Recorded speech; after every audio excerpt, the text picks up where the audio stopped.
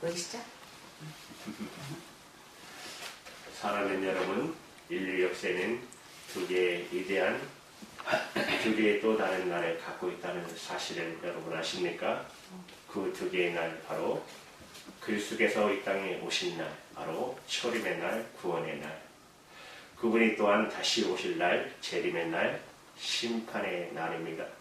2000년 전에 이 땅에 오신 예수님, 성육신 하심으로 우리와 똑같은 육신을 입고 이 땅에 오셨습니다. 그리고 십자가에서 우리의 허물과 죄를 담당하시고 십자가에서 죽으심으로 그분은 구원의 놀라운 길을 열어주셨습니다. 그때 그분의 죽으심으로 사탄의 권세는 패배했고 우리는 하나님의 구원을 경험하고 하나님의 나라의 백성이 되기 시작한 것입니다.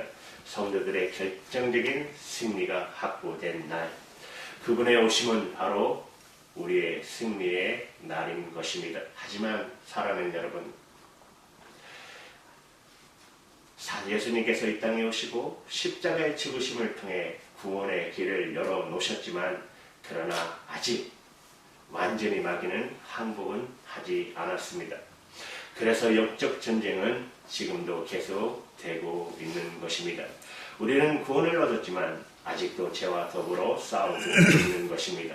우리는 구원을 얻었지만 아직도 시련과 고통과 싸우고 있는 것입니다. 우리는 구원을 얻었지만 아직도 삶의 무거운 짐을 지고 살아가게 됩니다. 그러면 언제 우리는 완벽한 승리를 경험하게 될까요? 그분이 주님이 다시 오시는 날, 예수 그리스도께서 다시 오시는 날, 재림의 날, 그날이 바로 우리의 완벽한 승리의 날인 것입니다. 성경은 그날과 그때는 알 수 없다고, 예수님 자신도 그날과 그때는 아무도 모른다, 심지어 인자도 모른다, 주님이 그렇게 말씀하셨어요. 그럼에도 불구하고 혹시 많은 인류는, 많은 사람들은 끊임없이 그날과 그때 그분이 다시 오시는 날의 종말의 날을 예언했습니다. 그리고 그 모든 예언은 실패하게 됩니다. 그 예언의 실패는 여러분 우리로 하여금 그리스도의 재림을 믿지 못하게 만드는 일에 상당한 영향을 끼쳤습니다. 우리가 그날을 예언하는 것, 종말의 날이나 주님이 다시 오시는 것을 예언하는 것은 성경이 경계한 매우 반성경적인 것이지만은 그럼에도 불구하고 예수님께서 오신다는 것은 여러분 변할 수 없는 성경의 진리입니다. 성경이 강조하는 가장 중요한, 성경에서 가장 중요한 교리인 것을 우리는 잊지 말아야 할 것입니다. 그분은 2000년 전에 이 땅에 오신 것처럼 반드시 다시 오실 것입니다. 이것이 바로 우리 모든 크리스찬들의 궁극적인 희망인 것입니다. 여러분 오늘 본문 야고보서 5장 8절은 이렇게 말합니다. 너희들도 길이 참고 마음을 굳게 하라. 그 다음에 뭐라고 그래요? 주의 강림이 가까우니라. 주의 강림은 여러분 재림을 말하는 거예요. 다시 오신, 그분이 다시 오실 날이 가까웠다는 거예요. 여러분 사도 야고보가 이 말씀을 기록한 그때 주님이 가까이 왔다면 오늘 이 시대를 살고 있는 우리에게 그분의 오심은 한결 더 가까이 와 있지 않겠습니까? 그날은 말씀하지 않았지만 여러분 그때의 징조에 대해서는 말씀하셨습니다. 여러분 우리가 감기가 오면 몸에 징조가 나타나지 않습니까? 목이 아프거나 기침을 하거나 재채기를 하거나 몸이 으스으스 춥거나 하면 영락없이 감기가 옵니다. 이와 같이 그 시와 그때는 알 수 없으나 그러나 우리는 시대를 보며 징조를 보면 알 수 있는 것입니다. 여러분 누가복음 21장 11절의 말씀을 보세요. 첫째에 큰 지진과 기근과 전염병이 있겠고, 여러분 보시지 않았습니까? 터키와 시리아에 어마어마한 지진, 아직도 지진 때가 중국이나 일본이나 한국에도 서서히 찾아오고 있지 않습니까? 백두산도 우리 정 목사님 맨날 얘기하셨잖아요. 큰 지진 올 거라고. 그래서 북한이 망한다고. 그러나 그게 지금 방송에도 그런 말을 하더라고요. 1000년에 한 번씩은 올 거라고. 여러분 기근, 지구의 3분의 1은 한 끼 식량이 없어서 굶어 죽어가고 있다는 사실 아십니까? 여러분 전염병 겪으셨잖아요. 앞으로 더 많은 이런 것들이 찾아올 것입니다. 여러분 깨어 있으라고 하나님께서 보내주는 것입니다. 여러분 얼마나 비정한 사람들이 많아요. 요한계시 보면 말세의 사람들의 특징이 비정한 사람이래요. 보셨죠? 정유교. 살인을 하고 싶어서 살인을 했대요. 그 젊은 아가씨가. 그러면서 뭐래요? 자기는 안 했다고. CCTV 안 찍혔으면 또 골치 아팠을 거예요. 그러면서 이제는 뭘로 자기가 변호해요? 자기가 정신이 이상하다. 조금. 얼마나 비정합니까? 죽이고 싶어서 죽였대요. 그러나 그렇다고 그 날이 언제인가? 언제는 관심은 갖지 마시기 바랍니다. 성경이 강조하는 것은 그것은 언젠가가 아니라는 것입니다. 우리가 관심을 가져야 될 것은 그분이 다시 오신다면 그분이 오실 날 그분 앞에 설 때 어떻게 설 것인가? 어떻게? 라는 질문에 더 관심을 가져야 될 것입니다. 어떻게 우리는 주님 앞에 서게 될까요? 그분이 다시 오시는 날, 우리들의 여러분과 저의 궁극적인 승리의 날, 그분의 오심을 바라보는 사람들은 오늘을 어떻게 살아야 할까요?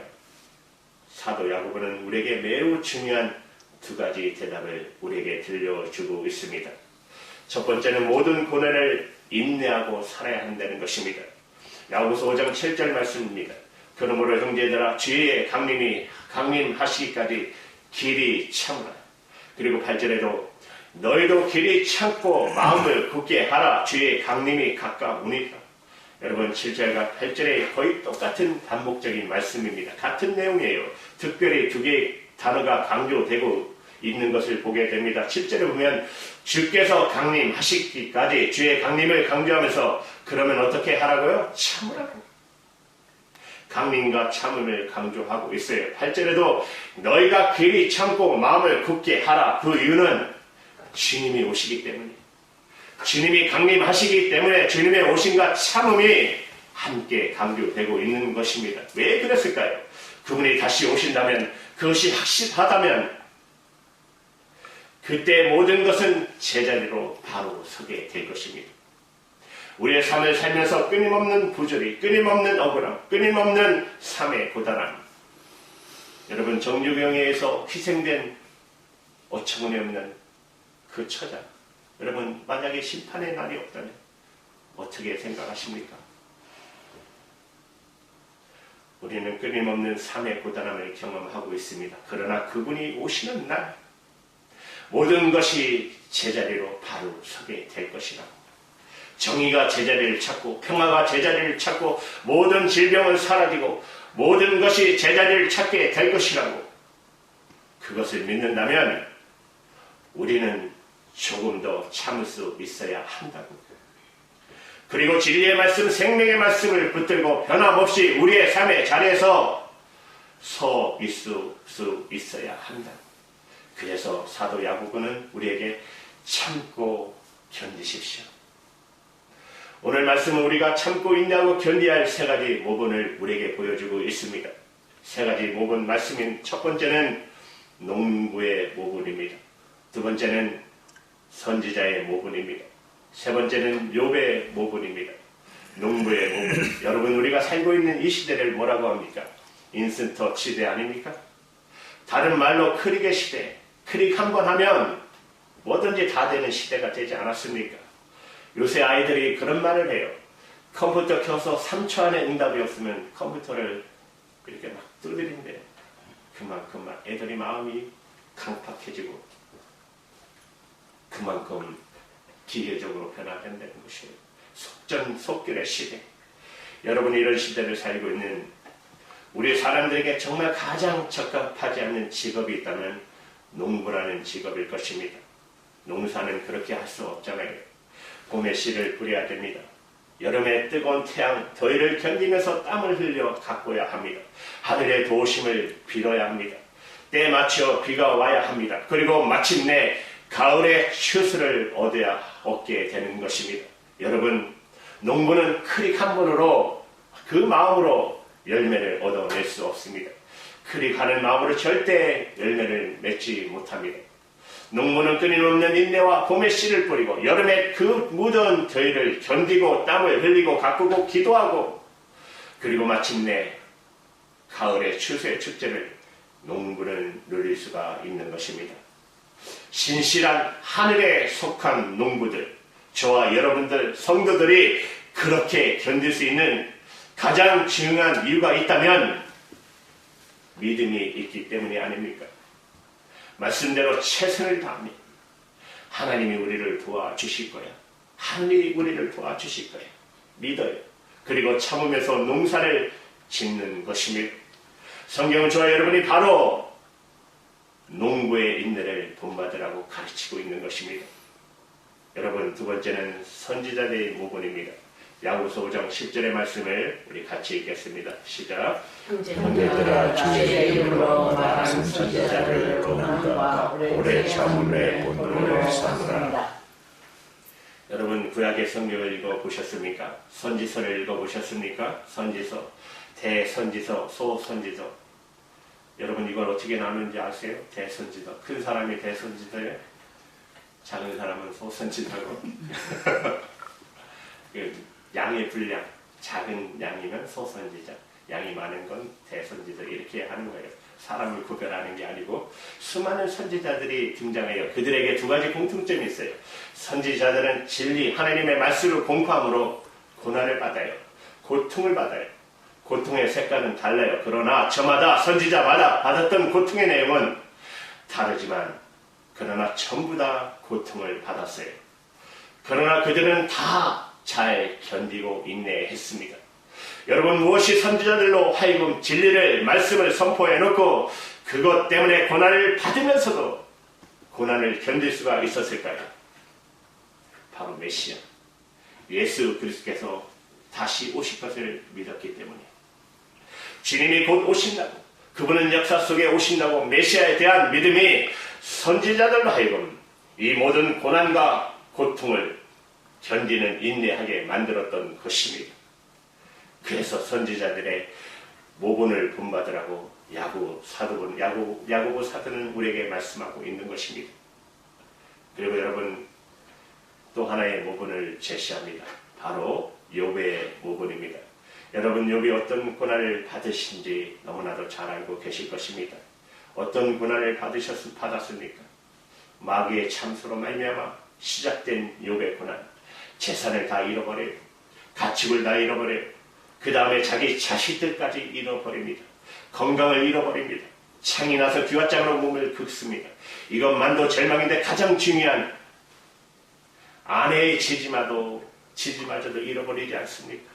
고통당하는 욥을 보고 욥의 아내가 뭐라고 말해요? 차라리 당신이 믿고 있는 하나님을 욕해버리고 죽어버리라. 세상에 이런 여편네가 어디 있어요?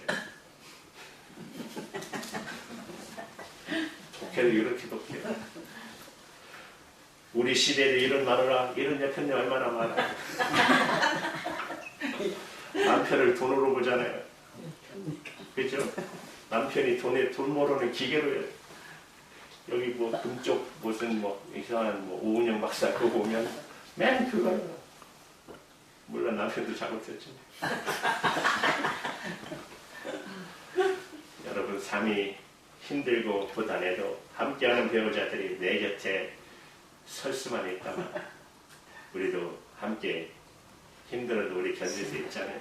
참을 수 있잖아요. 이길 수 있어요. 그런데 배우자마저도 그렇게 하지 못할 때 얼마나 많아요. 제가 한번 말씀드린 적 있죠. 건배사, 재밌는 건배사 기억하시나요? 사이다 아세요? 사이다. 사랑합니다.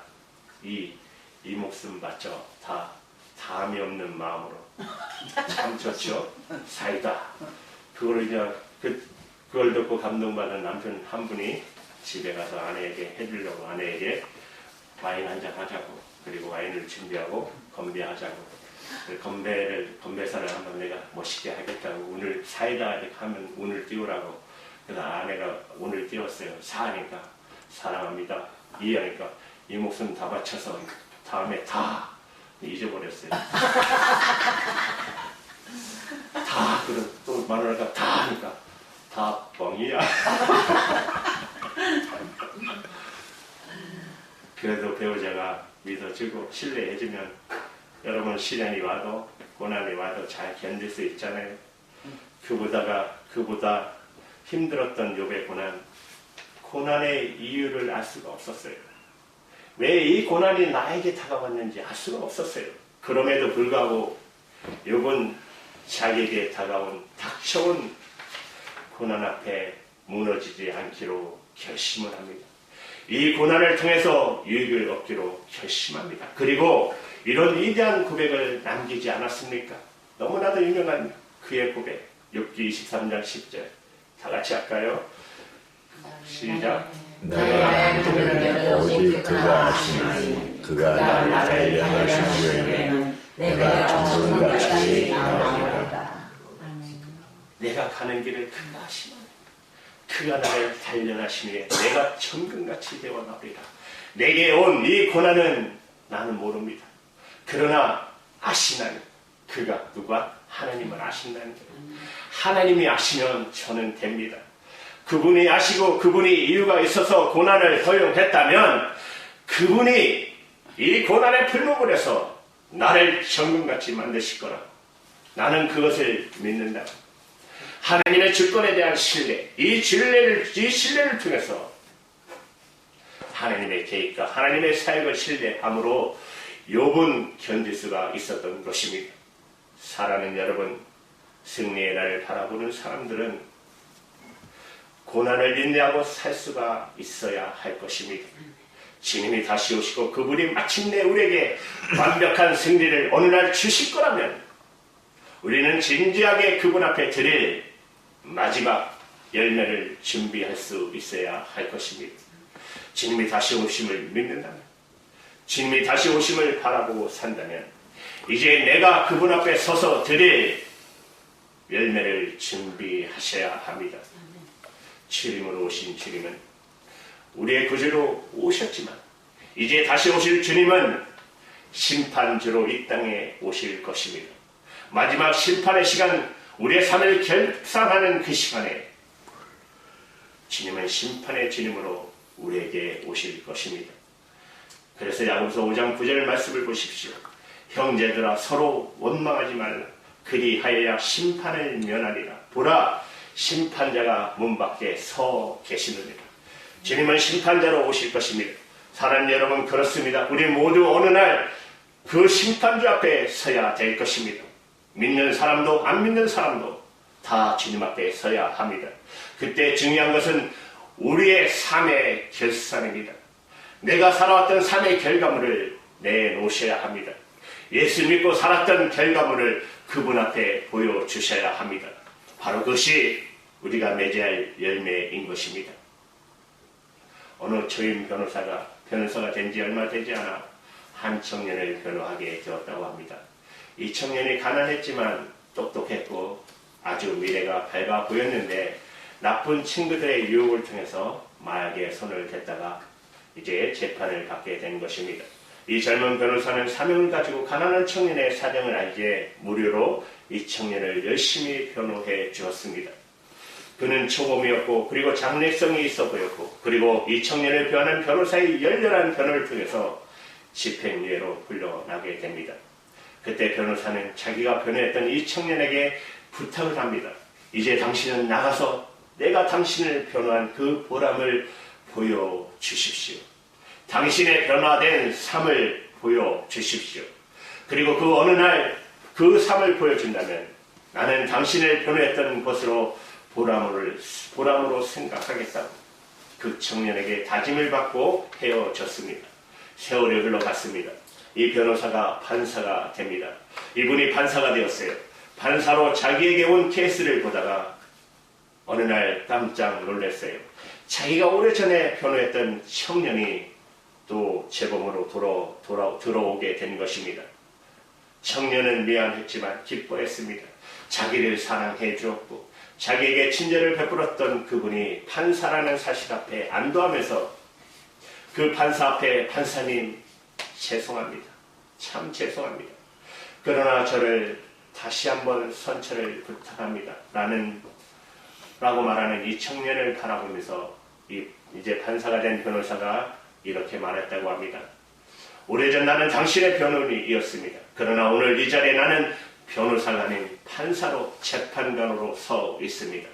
오래전 나는 당신에게 긍휼과 자비를 베풀었습니다. 그리고 그 긍휼이 당신의 새로운 삶의 열매가 되어달라고 부탁을 했습니다.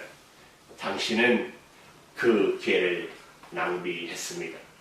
나는 이제 공의로 당신을 재판할 수밖에 없다는 사실을 기억하십시오. 사랑하는 여러분, 어느 날 우리가 주님 앞에 서게 될 때 그렇게 되지 않을까요?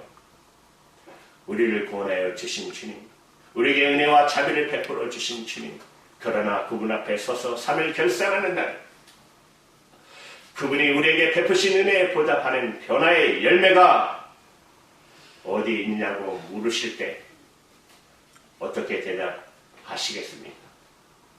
주님이 우리를 선택하신 이유, 여러분 요한복음 15장 16절은 이렇게 말씀하지 않습니까? 너희가 나를 택한 것이 아니라 내가 너희를 택하여 세웠노라. 이는 너희가 열매를 맺고 그 열매가 항상 있게 함이라고. 여러분 그 열매 준비하셨습니까? 그 열매 어디에 있습니까? 세월 정말 빨리 갑니다. 엊그저께 우리가 신년 예배를 드렸는데 벌써 1년의 반이 뚝딱 지나가 버렸습니다. 뭘 했는지도 모르고 지나가 버렸어요. 뒤돌아보면 50이고 뒤돌아보면 60이고 뒤돌아보면 70이고 80이고 이렇게 우리 인생을 다 살고 주님 앞에 심판 앞에 설 날 우리가 그분 앞에 보일 열매는 무엇입니까? 여러분 기억하십시오. 주님은 다시 오십니다. 그때는 심판주로 다시 오실 것입니다. 우리는 이 두 개의 날의 사이에 살고 있습니다.